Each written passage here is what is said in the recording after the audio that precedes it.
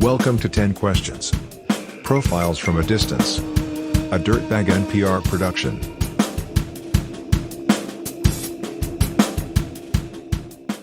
Question number 1. Introduce yourself like you're writing a Tinder bio.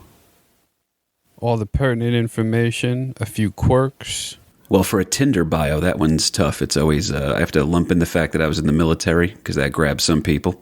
I usually say I'm Irish. I usually say I'm adopted, and then my favorite line I used to use was, and your grandpa is gonna love me. That voice you just heard is KP Burke. He is a Irish-American war veteran who's popular in the geriatric community, mainly with the fellas, apparently. I never considered that. I would have went grandma, but if you say it works, brother, I gotta believe you. Moving on. Question number 2. What's the first experience as a child that you truly remember? Whether it's a birthday party or mowing the lawn, something like that. I have a memory of the house that I grew up in originally. My mom was at the top of the stairs holding me one time, and then she fell coming downstairs in the morning, so I fell the entire time with her, but she held on to me. But my chin bounced off her shoulder the entire time, and then I had like a really badly swollen tongue and stuff like that, so I have a memory of being in a lot of pain in my grandma's kitchen for some reason. So that could be a false memory thing too, though. Hi, I'm Sandy Burke. Welcome to Jackass. That's crazy, man. Your mom protected you as you both fell down the stairs, whether it was because of her poor balance or her smart mouth. No one will ever know. Question number 3. Do you have a hobby you always wanted to pursue that you never followed through on? That always sits in the back of your mind? When I first got stationed in Jacksonville, Florida, I took up surfing for a little bit because I wanted to learn how to do it. And I still, to this day, have never successfully ridden a wave, but I spent over $1,000 on stuff getting out. Like, I was out there almost all the time, but I never learned how to actually do the surfing part of it. There's also something unsettling, too, about a fat kid surfing. In high school, a video came out and it was called What's Really Going On, possibly called What's Really Going Wrong. And it was a surf video that at the time was kind of revolutionary. It was played in the background of many parties, and somewhere in that video, a dude did a kickflip on a surfboard, and I remember having my mind blown. Jump to about 15 years later, I'm in Costa Rica, and there's a fat kid surfing, and in the whitewash on his way in, he popped a little kickflip, and I never thought I was going to see that in person. So, fat kids can surf, but fat people should never wear wetsuits. I think we have to make that a rule in this country. Question number 4. What's something you believe to be true that most people think is false? That's a good one. I would say that I don't think, and it's a thing because I think it's true that Republicans are not evil, but all the time you hear that they're evil. So that's a weird one for me, especially growing up in a pretty liberal area. But I'm not even saying I am a Republican. I'm just saying I don't think they're the devil. At least they don't have the monopoly on being the devil. Republicans probably are not evil, but when I was growing up, they were trying to take away rap music, heavy metal music, and video games. So I'm always going to have a chip on my shoulder or a grain of salt when it comes to any of their ideas. When I was growing up, George Bush Sr. tried to fight Marilyn Manson in the parking lot of a Walmart. I was there. Question number 5. How much time would you have to spend alone before the freedom of it wore off and you became bored or depressed? I guess you have to define your terms here. So what's alone? Because alone by myself, I'm pretty happy about, but alone for, like it would be a couple of days before I'd want somebody around again. It's cool to recharge. But if I have a dog with me, then I'll pretty much, that's not alone. I got a dog with me, so I'm good. I am legend that shit all day, man. Spending all your time alone with a dog. Chill Smith. I got it.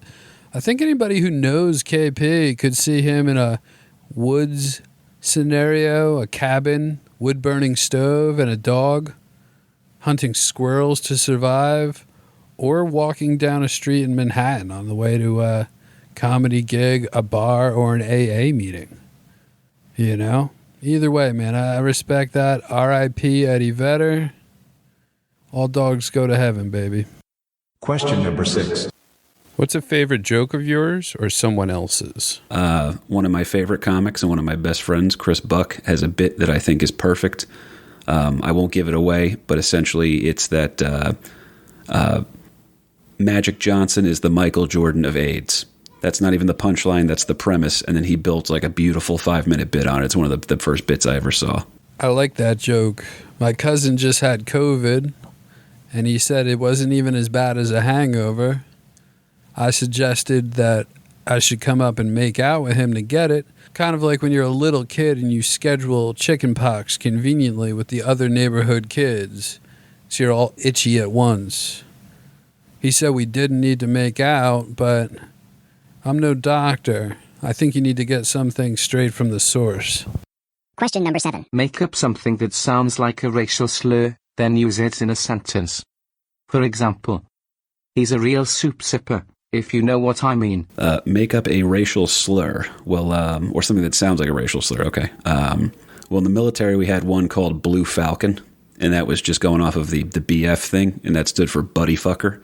So anytime you screwed one of your friends over, they called you the Blue Falcon, which if you said it out in public, nobody would understand what you meant. But if you got called a Blue Falcon in the military, it's like, oh, somebody screwed up over here. And then my other favorite one is, and I plan on using it forever now because the guy turned out to be the ultimate scumbag, but it was a kid we all went to high school with that we hated. And he was a total arrogant asshole monster. His name was Hojat. That was just his last name. So anytime I refer to someone as a Hojat, hey, you're being a real Hojat right now. You know that? First of all, the name's just kind of funny to begin with, and then also the fact that it's associated with a total scumbag is pretty great. Buddy was in the army. They had the King of Zing, which meant walking around the barracks if you happened to roast somebody in earshot of others, that you could temporarily be crowned the King of Zing. Blue Falcon, that sounds like it's in that same area of entertainment. We had a compulsive liar in my grade, so if you lied about something, it was pretty stellar. I wonder what happened to that kid. I haven't thought about him in years. Moving on. Question number 8. What's a strange fact about you? I didn't eat a hot dog till I was 37 years old. Strange fact about me, I have a scar on my left cheek, on my face, that is in the shape of New Jersey. And the scar is the result of me having to be pulled out of my biological mother, I'm adopted if you didn't know, with forceps when I was being born. And then the use of the forceps tore off part of my skin. So I had a nice bloody left cheek when I came out of the womb, if you will. And yeah, it does look like New Jersey. Like I've always been tempted to take like a piece of wax paper and a crayon and just draw over it to see how accurate it is and if I can get somebody to draw the county lines in it. KP's out here simultaneously bragging about his big head and his mother's tiny lady parts. I'm covered with scars from mainly skateboarding and fireworks. I'm from South Jersey. We're rednecks. I don't think any of them have taken a shape, but you want to have you got a map on your face? I'm going to hunt you down like that little girl in Waterworld. I'm going to find the land, baby. Question number 9. What's your favorite piece of art? Whether it's an album, movie, painting, or book. For me, this one, there's the cliche thing, because I could say like, Springsteen talking about like using lyrics to draw up the imagery of New Jersey, because you always get homesick for Jersey when you're not around there. But for me, my favorite piece of art I've ever seen is the movie The Last Waltz, which was the Scorsese documentary about the band, because that's just a hell of a time capsule for music in general. And then it gave me my first man crush on Levon Helm. When a guy from Arkansas can sing about the dying days of the Confederacy and make you feel sympathy for it, that's pretty cool. This explains a lot for me. I have a piece of paper on it that says Levon Helm. At one point, I'm assuming you and I were having a conversation and you mentioned this. Came out in 76. It's a live recording. It was pre-Live Aid, but it had a lot of celebrity musicians on it. And it's looked at as like what they call quintessential. Question 10. Final question. Where do you want to be in 5 years? Pre-COVID, I had different rules for this thing. I thought that I'd at least be headlining some B or C rooms, probably be doing the road work comic thing where you make more money by selling T-shirts and stickers after the show than you make from whatever the club pays you down in, Tuscaloosa or something like that. But now, I mean, who the hell knows, dude? 5 years would be great. Be great if, I can't say the name of the network, but if they pulled the trigger on the project of mine that they were all about pre-COVID, but my name's not William Shatner, so I can't get anything greenlit. Buddy, if I'm still living in Jacksonville, Florida in 5 years, I'm here now on vacation, sort of, extended vacation. I guess 5 years would be okay. If comedy doesn't come back, I'm going to have to just go start working as a plumber again and I guess have a successful life and health insurance and a 401k and probably get married and have kids, live in an affordable house, and just become a decent, solid citizen. If comedy does come back and go right back to my debaucherous bullshit. But this has been fun, buddy. I'm proud to be a part of Dirtbag NPR. I can picture you in that white picket life, chastising your son. I gave up a promising future of dick jokes to be your father. Sipping a scotch. You say it's your first of the day, but everybody knows a little bit different.